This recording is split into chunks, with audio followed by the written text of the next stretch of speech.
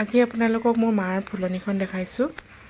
ইমান যতনেৰে মায়ে ফুলনিখন সজাইছে, কৰিছে।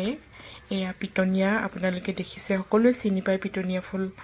ইমান মৰম লাগে ন দেখিবলৈ। পিটনীয়া লগাইছে, বাগানভেলিয়া আছে। এইটো নতুন, এইটো এবাৰ নতুন কৰিছে। ইয়াৰ নামটো কোনে কোনে জানে প্লিজ কমেণ্ট কৰিব।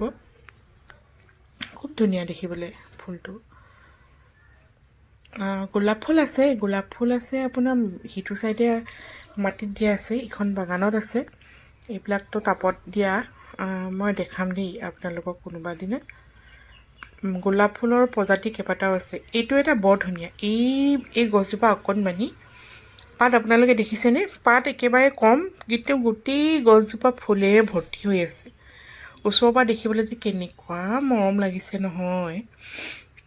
ইয়াৰো কেইবাটাও প্ৰজাতি আছে। বাগানভেলিয়াৰ 4-5টামান প্ৰজাতি আছে। এইবাৰ আকৌ ডাইনথাছখিনি ধুনীয়া নহ'ল।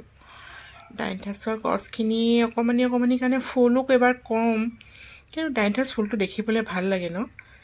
এইটো এটা নতুন, এইটোৰ নামো মই নাজানো। এইটোৰ নামো কমেণ্ট কৰিব দেই আপোনালোকে কোনে কোনে জানে। ইয়াৰ দুটাই কালাৰ ফুলিছে, ৰঙা আৰু বগা। ভিডিঅ'টো ইমানেই। কোনে চাই ভাল পালে কমেণ্ট কৰিব, শ্বেয়াৰ কৰিব। ভিডিঅ'টো শেষলৈকে চোৱাৰ বাবে সকলোকে বহুত বহুত বহুত বহুত ধন্যবাদ। Thank U.